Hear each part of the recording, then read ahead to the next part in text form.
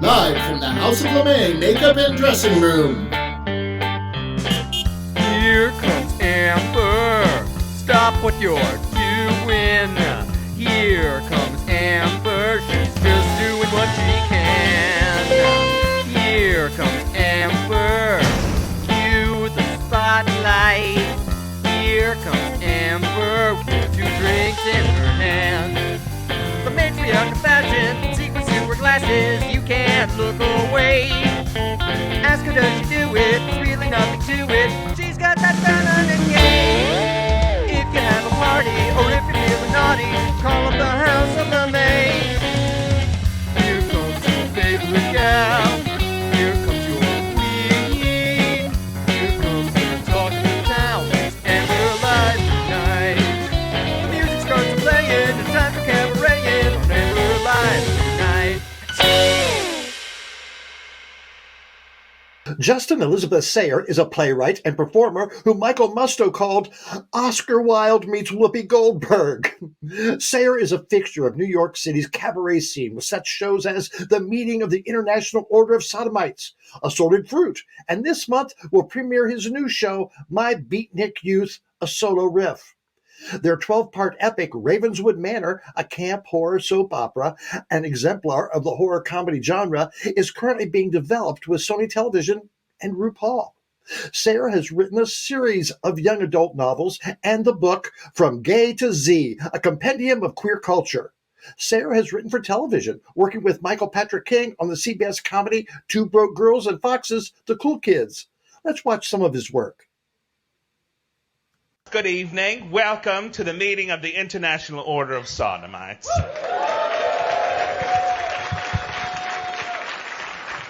I am, as always, your chairperson, Justin Elizabeth Sayre, reminding you that the International Order of Sodomites is a centuries-old organization promoting the lives and legacies of the LGBTQIA community.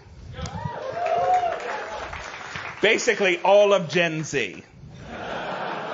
We're just geared toward the young now. I'm sorry, everybody. Forget Joan Crawford. It's Olivia Rodriguez. There's so many of us now. I saw that number. I was like, and they're still young. They're still processing. There's still Smith to get through. It's for my ladies. I hear you. I see you. It now comes to the part of the show where I have to discuss a very important topic with you. Oh, you're very nervous. I hope you've eaten your fries. It has recently been brought up that some people think we should stop using the term openly gay. And I, of course, being the chairperson of the board, had to think long and hard about this. Because, terminology seems to be a real sticking point for a lot of us. So I thought, openly gay. All right. Let's break it down for a minute. Openly gay. Now, what is the other option? Closedly gay? Closeted? Okay, all right, I get that. So openly gay means you admit it in public. Done. I admit it in public without even having to say it. And that is on purpose. I want to be gay from space. And I wanted to sing this song because it's written by a little gay girl that wrote it in her bedroom with her brother. And it just kind of gives me hope that, I don't know, the kids are really all right. They're doing much better than the rest of us. So, here we go. I used to float, now I just fall down. I used to know, but now I'm not sure now. What was I made for? What was I made for? Taking a drive, I was an ideal, looked so alive. are not real, just something you paid for. What was I made for? Justin, come on in. Oh, hello. Hello. That Thanks was so a much for beautiful. having me. Tell me more about that song we just saw. Oh, well, that's the Billie Eilish song that just won the Academy Award last night. Duh. You know, I'm hip on all that culture. there you go. But yeah, no, a beautiful song. I love Billie Eilish, and we were that night at the show. We were really we wanted to talk about new things that are kind of becoming part of the queer lexicon, and I felt like certainly Billie Eilish, who's a young queer identifying performer, I thought, here's another great song by this great performer. It was a great way for us to end the show. So it was She won the a Oscar. real honor to do. Yes. All right, let's go back a few years. Sure. How did you get started doing what you do? Well, I started out as an actor. I went to NYU and was an actor for a number of years in the city, just kind of jobbing around doing plays and musicals and things like that. And then I had a kind of a breakthrough or maybe a breakdown, depending on how you look at it. And I was up for 3 big jobs that really would have changed everything for me. And I was in last callbacks, and everybody, was banking on it to go. And I didn't get any of them, which was horrifying at the time. But so I kind of took a break for a minute, and I thought, well, I don't know that I want to go through this kind of, heartache again, not have more control over the kind of art that I want to be making. So I I was visiting some friends in Vermont. And while I was in Vermont, I came up with this idea for the meeting. I thought, I could write some sketches and jokes and called the Duplex back in the day and said, listen, I have this idea for a monthly show. And if I'd love 2 dates. And if it's good, then I'd love dates every month for the rest of the year. But if it's bad, we'll do the 2 and you never have to see me again. And they were like, all right. So we did the first show and they said, we love it. Stay there. And we were there for about 2 years, and then we moved to 54 Below. And then we moved to Joe's Pub at the Public. And I've been in residency now at the Public for almost 10 years. So what's the structure of that show? The structure of that show is it's set up as the meeting of the International Order of Sodomites, of which I am the chairperson. And we come out and start the meeting as we would and talk about political, what's going on in our day, cultural moment. And then there's usually a lot of musical guests. Oftentimes we'll celebrate different gay icons or different kind of themes about queerness or queer art that's being made. And within that, there's also sketches and monologues, and it always ends with new rulings from the board, which is a series of jokes that I write as the chairperson. But yeah, it's been a long-running format there, and it's been really great to kind of bring it back with a new vitality. When we did it just in January, 2 friends who had come and seen it, they said, now I feel like New York's finally really coming back because the meeting is back, which I took as a great compliment. And so you've been doing that for how long? I've been doing that for over 10 years, off and on. Yeah, it's been an amazing run. And you're also a writer. You write your own material, but you're also writing for television as well. Yes. So it was actually through the meeting, Michael Patrick King saw a video of the meeting and knew that I was in LA performing comedy, and called me and said, have you ever thought about writing for television? And I said, no, but I will if you want me to. So we had one meeting, and then I was hired on 2 Broke Girls and wrote for the last 3 seasons of that. And have been in development with my own projects now, and I'm getting ready to start recording a project with another company So, lots of projects, lots of writing and plays and books have all kind of grown out of this process of writing a monthly show for as long as I have. Which Tell me about your book, the From Gay to Z. Yes. So From Gay to Z was a project that I kind of came to begrudgingly. I was always getting a lot of emails from younger people who would see videos of the meeting and would say, I wish I knew, is there a book I can find somewhere? Or is there a place I can go? You know so much about queer culture. Is there a place I can go to find it out? And I said, no, there isn't. But I mean, maybe there are. I'm sure there are. But I started doing it as a show. We would do alphabetic. We would do it on a night, and we would go A through Z, and it would just be things I would want to talk about or clips we would want to show.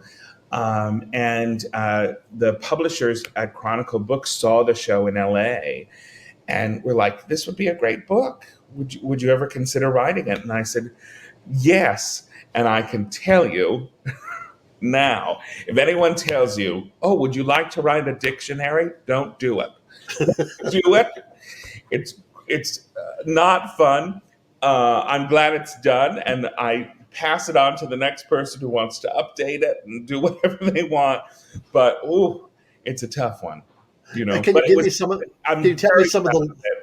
Can you tell me some of the letters of the? Oh, sure. Well, for C, we had people like Candy Darling, and we had some folks like Lady Sir Java, who was a drag queen in LA during the 60s, who actually was not going to be paid by a promoter because the promoter didn't like their expression of their gender. And Red Fox and a bunch of other comedians who had been working with this drag performer came to her defense and got her paid. It was a whole scandal in the 60s. And a bunch of, John Waters and James Baldwin, Just Vivian Bond, Lady Bunny, RuPaul. It tries to be a real compendium where you can come from wherever you are, whatever your knowledge level, and it's a nice kind of pithy way to get into and learn about maybe some people you didn't know. Tell us some of your other productions. We talked about the meeting. Sure. What was the other one I mentioned earlier? Ravenswood Manor. Yes. Tell us about that. So Ravenswood Manor happened right before the pandemic. Actually, I'd been writing some kind of plays, and it's one of those strange things, I love Charles Ludlam and that kind of theater of the ridiculous work, and I'd always really wanted to write something in that vein, but had not kind of figured out what my piece of it was. I saw Charles Bush, and I thought, oh well, I'm not a glamour girl, Charles is so great at being Norma Shearer and all that. And I thought, I don't know that I could do that. So I was in LA and I thought, oh, well, what if I did? I was flicking through as you're flicking through all your channels or apps or whatever, however we watch television now. And Dark Shadows came on. And I thought, oh my God, wouldn't that be a trip to do to do something in that vein of kind of a horror serial. So I came up with a whole host of characters in this small town in Maine, and cast myself as the lead. Luckily, Bettina Dawes, which was Betty Davis's the name they were trying to give Betty Davis when she signed her Warner Brothers contract. Which just a little Easter egg for three gay guys in the back, and wrote what would be essentially kind of 6 plays that we would do one after another, and you would come every week and see the continuing story. So we did it. I got a small cast of folks together. We did a reading of it at Joe's Pub, and then I was back in LA, and we did it with Drew Droege and Sam Pancake, some wonderful actors. And we did a reading of it in Celebration Theater, which is the oldest queer theater company in the country. Came to me and said, we would love to do it. So we did. And we ran right before the pandemic, right in 2019. We ran for 6 weeks, doing a new play every week with special guest stars. And we had people like Jim Rash, who was on Community, and Scott Thompson, who was one of the original Kids in the Hall, came for our last week and played the devil. He was marvelous. And it really it became this lovely company of actors. And the play did very, very well. We got a rave in the LA Times. But it really changed the way I was looking at my own writing and started a process for me that became really beneficial in the pandemic because, I went away to work on a book when everything kind of shut down, and then came back and had all these actors that I just worked with. Everybody was bored in their apartments. So over the course of the first year of the pandemic, we did a play every month where everybody would get dressed up. I would write these kind of camp fantasias. We'd all take an afternoon to put on wigs and do them in our apartments. And it really was a saving grace throughout the pandemic. It really kept us creative, kept us connected. And as a writer was just such a gift because I got to explore lots of different things and keep that muscle alive of, there's a good joke, So what's the status of Ravenswood right now? Ravenswood, I'm working with 2 producers right now, and we're getting we're taking the plays and turning them into a series. And then I'm working with another play within that kind of run of plays called 5, 6, 7, 8 Die, which was about a Southern dance studio for little girls that gets taken over by the devil. So we're working on that, and hopefully that will be out. That will, in the crazy turn of events, that'll actually be out before Ravenswood. Well, Justin, we have a lot more to talk about. We're going to take a short break, but we've got another clip of you performing, and we want to talk about your new show that's opening up this month in New York City. We'll be right back. Thank you. All right. We have a lot more to talk about with Justin, Elizabeth Sayre, but first, I want to watch a little more of his work. Let's watch. The board is thrilled to announce that we will be bringing back the hanky code. But this time, it's to talk about your damage. Because, ladies, your issues are dipped in platinum. That's right. No more tops or bottoms, no more fisters or fisties on the left and the right. Actually, on further thought, we decided to keep that one because that's one you should know up front. Now, previously, the hanky code was used to denote passive or active partnership in whatever your particular kink was, on the left or the right-hand side. Now, if worn on the right, it would denote that you are self-identifying with that issue. On the left, you've been called on it.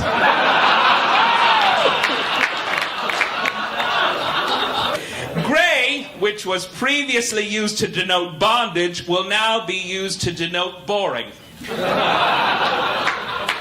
I know you find it hard to believe with all the things you could be as a gay person. Boring would still be an option, but it is. I was on a date recently where I ate a whole blooming onion by myself just so I wouldn't chew my own hand off. When we were finished, the waitress gave me an echocardiogram. Commitment phobes will be wearing yellow, which we feel is a color they deserve. Now, to clarify, this is not to say that everyone should get married and move in together, heaven forfend. But when it's a year and you're still seeing each other, bitch, you've been seen. He could do a courtroom drawing of you. The jig is up. Funny stuff. Do you do that act currently? Oh, I haven't done it in a while. Sometimes people ask for it, but I like to always I always write a lot of new material. All right. Now tell us where you are and why you are where you are. Oh, well, I am currently in the new space at La Mama, the club at La Mama, right on East 4th Street in the East Village, because I'm getting ready for my show, My Beatnik Youth, which is a solo play that I've just written with music. We're running March 14th through the 24th here at La Mama, and it'll be my third solo show that I've brought here to La Mama, which is wonderful, just to have such a long-standing relationship with such a legendary space.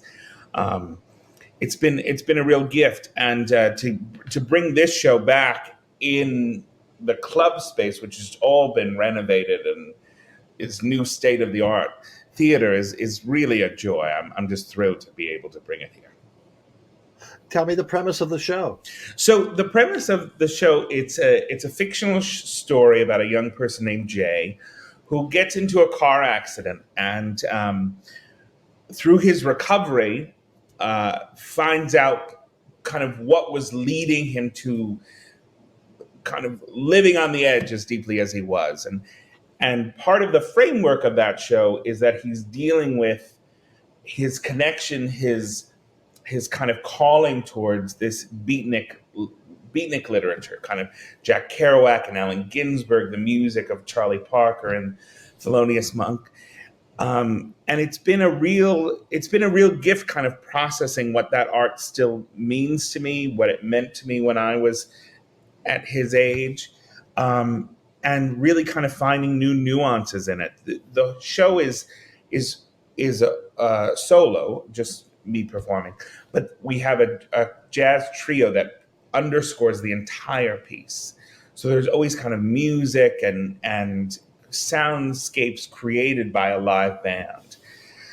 So it really takes on a feeling of what we imagine would have been those beatnik, salons and poetry readings, and the freedom of jazz and improvisation while telling this very kind of complex and sweet story.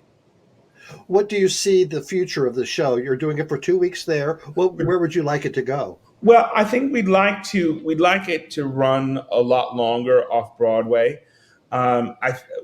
One thing with this show is I'd like to see, because I love the jazz idiom within the show, I'd like to see it on different performers. I'd like to see a different performer take it every few nights or every few weeks, because I think that there's something. I'm a writer who I love writing and I love performing my own work. But I've been also very blessed to work with an incredible group, so many wonderful actors like Jeff Hiller and Drew Droege and Jen Harris, so many incredible people. Kirsten Vagnus just did a play of mine. We just did a play of mine together in LA. That I really kind of look forward to seeing people's interpretations of it. What are you going to bring to this? What surprises are you going to have with this character? It doesn't mean that I feel as though I'm limited, but I certainly know how I would do things as I'm writing it. And it's always a wonderful surprise to see what moments other actors hit or what moments they kind of bring alive. So for this piece in particular, because of the jazz idiom, because of the improvisational style of it, I would really love to see some other performers kind of take it on and kind of trade off and see what you get from different performers. Yeah, what they find in it that you may have unintentionally put in there. Oh, absolutely. So you've got Ravenswood in the, working on that. You've got this opening up. What do you have in your back pocket, or what are you working on? Well, we did a play called Lottie Platchett Took a Hatchet, which was a Lizzie Borden comedy that we took to Edinburgh and then just did in LA last October. And that's hopefully coming back to LA this October, because it was a great hit there. And we're also doing a a new play of mine in April. We're doing a small reading of it here called Eggs at Midnight, which is a noir story that I've been working on. And in June in LA, we're doing a play. I had this wonderful opportunity when we were doing Ravenswood of having a group of gay actors. We were all sitting backstage one night. It was Sam Pancake and Drew Droege and myself and Jack Plotnick, who I love, and Alec Mappa and Scott Thompson. And I think it was Alec who said, it's so rare that we're all in the same room together. We all love each other's work, but we rarely get to work together because usually you're the one, gay waiter or gay assistant. Nobody else is, And I thought that was so sad because we really do all really like working together. So I've been working on a play called The First of Us to Go, which is about a group of ladies. We all want to play ladies, of course, at a friend's funeral. So that'll be a comedy that we do in June. And I'm working on a book this summer, which I'm very excited about. And that's all right now. I'll probably feel guilty about it and think, oh, you don't have anything to do. In 5 minutes, I'll have to come up with something else. Where could one get copies of your plays? My plays were not published yet. I've been holding back on that because I really want to have a big production soon. And I think that's what we're sort of aiming towards. Ravenswood, there was some thought of publishing, but I'm kind of holding back until the television aspect of it works out. But my books are on Amazon all the time. You can go and get them there, luckily. All right, I need to ask, is Elizabeth a family name? Oh, no. If only. Elizabeth is, and actually it's because of Elizabeth Taylor. And there's actually a picture. Alan Cumming put out a book of some of his photographs, and there's a picture of the night that I became Elizabeth. It was the night Elizabeth Taylor died. We were sitting at Julius, and someone had left the New York Times with her picture on the front cover of it. And I had a couple to drink, I'm sorry to admit. But I turned to my friend and I said, how are we going to live in a world without Elizabeth Taylor? I was just so heartbroken. And my friend said, well, you can be Elizabeth Taylor. And everything went off, and I thought, this is perfect, of course. And all my friends have forever since called me just Elizabeth. Well, Justin Elizabeth Sayre, thank you so much for talking to us. Fascinating stuff. I'd love to read your plays. So thank you. If they're never published, I'd love to have a copy, and who knows, we might produce one. So, please. love to see Absolutely. it. We'd love to. All right. Well, thank you so much. Break a leg in the opening of your show, and here's to good reviews. Thank you so much. so much. It was such a lovely time with you. Thank you.